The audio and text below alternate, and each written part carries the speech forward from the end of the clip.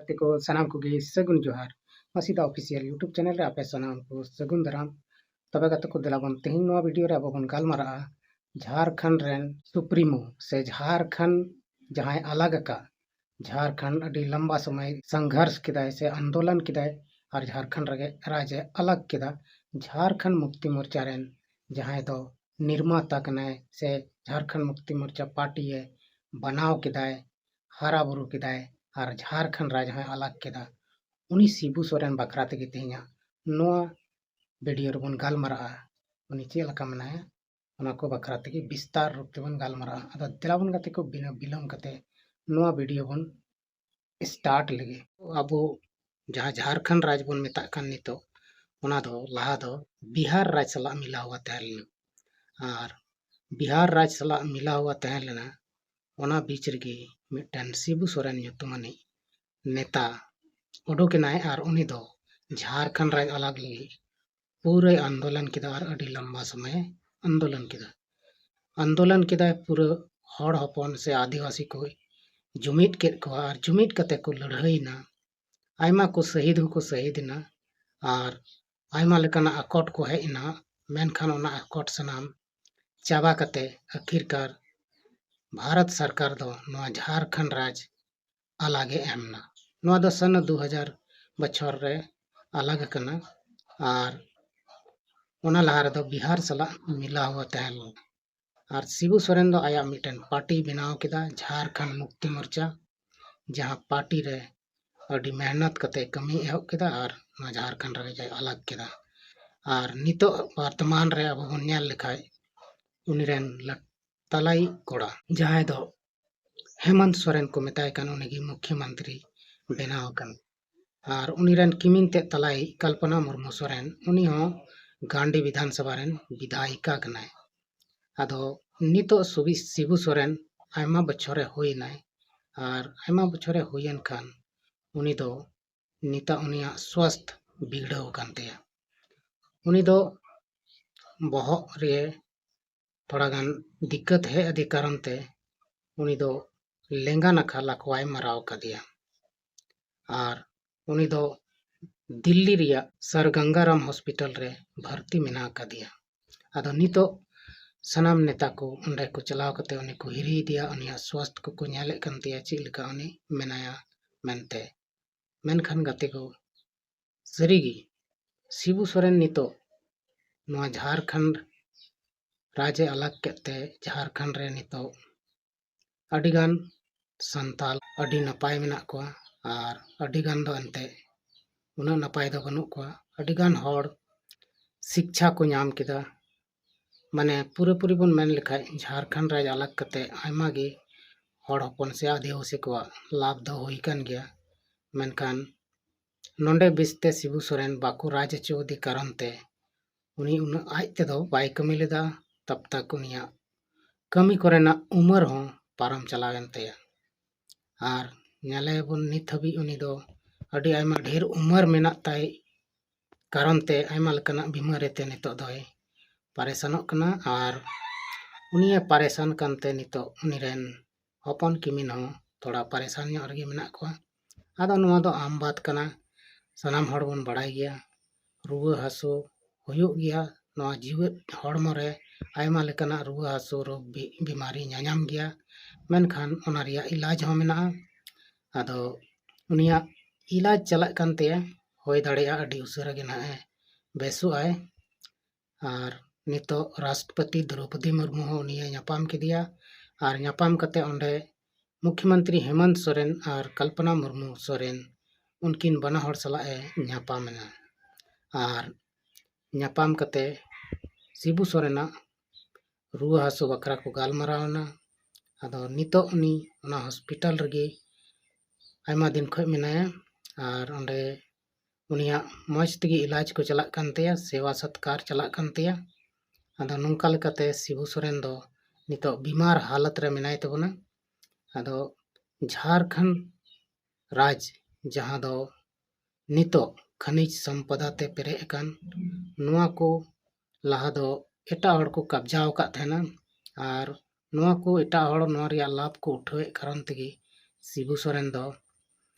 कुरुमुटु किदाय उनी मेन किदाय जे आले झारखंड रेन हड़ गे नोआ को खा आले साइड कन खाय आले दो नोआ खातिर ते लड़ाई हुयुग तलेया से नोआ खातिर ते आले दो जहाना गे जीवी चलत तले रहूं नोआ राज दई अलग किया आदा नोंका लेकाते उनी संगठन बनाव किदा और पार्टी बनाव किदा ᱧᱩᱛᱩᱢᱮ ᱫᱚᱦᱚ ᱠᱮᱫᱟ झारखंड मुक्ति मोर्चा आदा नोआ झारखंड मुक्ति मोर्चा पार्टी थ्रू खय गी आयमा आतो आतो सेन कते नोई दले बनाव के को हड़ हपन को और नोंका लेकाते नोआ झारखंड खन सनाम महाजन को लगा के को और लगा कते आखिरकार मिद दिन दो नोआ राज अलग होयन गया आदो बिहार खन नोआ झारखंड राज दो अलग कना और नितो दो नोआ राज रे अडी मजगी कमी को चलक कना और नेल में शिबू सोरेन नोए कुरुमुटु किदा नोए मेहनत के कारण ते नितो उनी रेन परिवार से उनी रेन हपन किमिन को नोआ झारखंड राज रे को राज कना आदो जुदी जहांटा परिश्रम से कुरुमुटु लिखान दो ओना रे फल दो मिद दिन ᱧᱟᱢᱚᱜ तहन गया ओना लेका गे सेम तेहें शिबू सोरेना परिवार से घारों रेन हड़ को फायदा को उठावेत कान गे आदो गाते को तेहें उनिया हालत खराब कान तया से रुआ हसुते लंगाव कना और उनिया उम्र हो अडिगान होयन तया ओना कारण ते उनी दो रुआ से बीमारी हो ᱧᱟᱢᱮ कान गया उनी जखने आंदोलन ओक्ते से दाड़ी ओक्ते तहलना अडी जायगा रे तापाम झगड़ा हुयुग कान थना गोय गपय होइना और उनी दो उनी पीछे रे आयमा गोगोय हड़ को लगावना मेनखान बांग को दाड़ी दिया आदो गुरुजी ᱧᱩᱛᱩᱢ ते उनी दो विख्यात कना दिसम गुरु ᱧᱩᱛᱩᱢ ते और उनी दिसम गुरु शिबू सोरेन दो नोआ झारखंड राज अलग लगी ते अडी गाने लड़ाईना अडी जायगा रे मारपीट माग गoj तुñ गoj आयमा लेकाना गoj गपय होइना उनी आयमा लेकाना केस मुकदमा रे को फसाव किदिया मेनखान उनी दो जतो केस खने रिहाय नाय आदो उनिया किस्मत और उनी दो पसे मिटन माने अडी भागी हड़गे तहलनाय चांदो बंगा से खय भरदाने ᱧᱟᱢ का तेना पसे ओना तेगे उनी बांग को हिलाव दाड़े दिया चिन हम बाको चिका दाड़िया थे और झारखंड राज अलग के गया अडिगान नुंका नुंका नेता को शिबू सोरेन सावते को तहेना और उनको नुंका को हदिस किदा जे मेनते नुई मिटन आदिवासी नेता नुई बोले झारखंड राज अलग दाड़िया उनी को बगिया दिया मेनखान उनी डटा हुआ तहेना लगा हुआ तहेना और अलग के गया और उनको नेता नितो को चाहब बड़ाए कना एटा पार्टी को जुड़ाव कना और जुड़ाव कते उनको जेलेका झारखंड मुक्ति मोर्चा को तहे लेना उनका दो उनको नितो स्थिति बनु तको मेनखान चिकाय को शिबू सोरेन टे को मको दड़ चुका होगा लाजावते नोड़े बांग को हे दाड़िया कना आदो सरीगी अबो हड़ हपन से आदिवासी को दो उन दिको को जहाँ तीना अबुआ बुद्धि ज्ञान मेना तबन एनहो भेलू बाको लगाव तबना आदो कुरुमुटु रे अबो बन तहन खान दो अबुआ सफल जरूर मेना और सफलता ᱧᱟᱢ लगी ते दो कुरुमुटु हो जरूर कान गया आदो नोंका लेकाते झारखंड राज रेन जहां गुरुजी तहलेन से गुरुई तहलेन उनिया हालत नितो गंभीर गिताया और उनी दो लाकवा लेका ᱧᱟᱢ किदिया लिंगाना का उनिया ती जंगा को बाय कामे तया आदो नोआ दो हड़मो रे बीमारी पैदा लेनखान आयमा लेकाना से लाकवा बीमारी दो ᱧᱟᱧᱟᱢ गया और नोआ खय बेबिस हो बेबिस कान गया जहां दिक्कत तो बनुआ आदो ᱧᱮᱞᱟᱭ बन तीन दिन ते नुए बेसुक कना नितो दो झारखंड रेन सनाम नेता को उनी को हिरी बड़ाय दिकना और सनाम गी उनी बे उसरा बेसुक रिया को दुआ प्रार्थना है कना आदो सरीगी शिबू सोरेना उमर दो आयमा साल गे होयन ते चदा से उनी तुर नितो झारखंड रे पसे अडी कम गे मिटन बारिया गे मेना कोआ और उनी खन कटी ᱧᱚᱜ को सनाम को हाड़ाम कते को गज चबायना मेनखान नेता कनाय और भागे परिवार रे तहेन कारण ते उनिया चिंता भावना उना पसे बांग तहे कान ताय कारण ते उनी ओड़ा रे सुख सुविधा मजते तहेन ते अडी दिन गाने जीव तहेन तबना और नितरी मेनाय गया